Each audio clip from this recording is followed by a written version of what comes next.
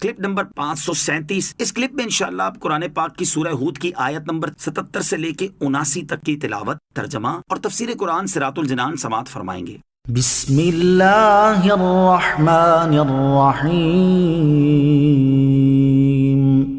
ترجمہ، اللہ کے نام سے شروع جو نہایت مہربان رحمت والا ہے۔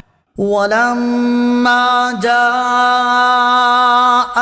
رُسُلُنَا لُوطًا سِيءَ بِهِمْ وَضَاقَ بِهِمْ ذَرْعًا وَقَالَ هَذَا يَوْمٌ عَصِيبٌ۔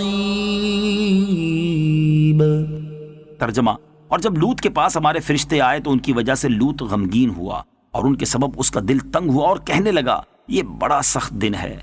وَلَمَّا جَاءَتْ رُسُلُنَا لُوطًا، اور جب لوط کے پاس ہمارے فرشتے آئے، حضرت ابراہیم علیہ السلام کے پاس سے ہو کر فرشتے خوبصورت لڑکوں کی شکل میں حضرت لوط علیہ السلام کے پاس آئے۔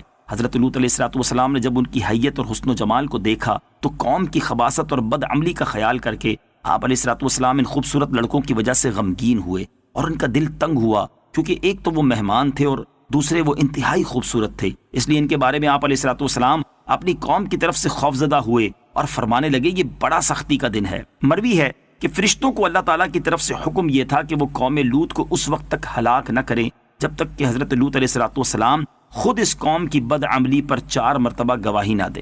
چنانچہ جب یہ فرشتے حضرت لوط علیہ السلام سے ملے تو آپ علیہ السلام نے ان سے فرمایا کہ کیا تمہیں اس بستی والوں کا حال معلوم نہ تھا؟ فرشتوں نے کہا ان کا کیا حال ہے؟ حضرت لوط علیہ السلام نے فرمایا میں گواہی دیتا ہوں کہ عمل کے اعتبار سے روئے زمین پر یہ بدترین بستی ہے، اور یہ بات آپ نے 4 مرتبہ فرمائی۔ حضرت لوط علیہ السلام کی بیوی جو کہ کافرہ تھی وہ نکلی اور اس نے اپنی قوم کو جا کر خبر دی کہ حضرت لوط علیہ السلام کے یہاں ایسے خوبرو اور حسین مہمان آئے ہیں جن کی مثل اب تک کوئی شخص نظر نہیں آیا۔ وَجَاءَهُ قَوْمُهُ يُهْرَعُونَ إِلَيْهِ وَمِن قَبْلُ كَانُوا يَعْمَلُونَ السَّيِّئَاتِ قَالَ يَا قَوْمِ هَؤُلَاءِ بَنَاتِي هُنَّ أَطْهَرُ لَكُمْ فَاتَّقُوا اللَّهَ وَلَا تُخْزُونِ فِي ضَيْفِي أَلَيْسَ مِنكُمْ رَجُلٌ رَشِيدٌ۔ ترجمہ، اور ان کے پاس ان کی قوم دوڑتی ہوئی آئی اور وہ لوگ پہلے ہی سے برے کاموں کے عادی تھے۔ لوط نے فرمایا اے میری قوم، یہ میری قوم کی بیٹیاں ہیں، یہ تمہارے لیے پاکیزہ ہیں، تو اللہ سے ڈرو اور مجھے میرے مہمانوں میں رسوا نہ کرو۔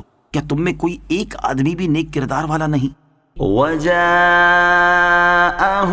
قَوْمُهُ يُهْرَعُونَ إِلَيْهِ، اور ان کے پاس ان کی قوم دوڑتی ہوئی آئی۔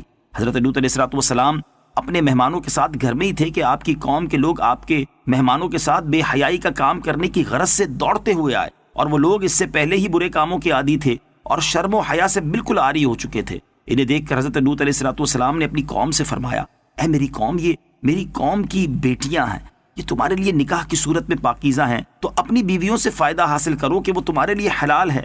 حضرت لوط علیہ السلام نے ان کی عورتوں کو جو قوم کی بیٹیاں تھیں بزرگانہ شفقت سے اپنی بیٹیاں فرمایا تاکہ اس حسن اخلاق سے وہ فائدہ اٹھائیں اور غیرت و حمیت سیکھیں۔ حضرت لوط علیہ السلام نے مزید فرمایا کہ اللہ تعالیٰ سے ڈرو اور اپنے کفر و سرکشی سے باز آ جاؤ، اور میرے مہمانوں سے کوئی برا فعل سر انجام دے کر مجھے ان کے سامنے شرمندہ مت کرو۔ کیا تم میں ایک بھی کوئی ایسا نیک آدمی نہیں کہ جس کی بات مان کر تم اس برے فعل سے باز آ جاؤ؟ قالوا لقد علمت ما لنا في بناتك من حق وإنك لتعلم ما نريد۔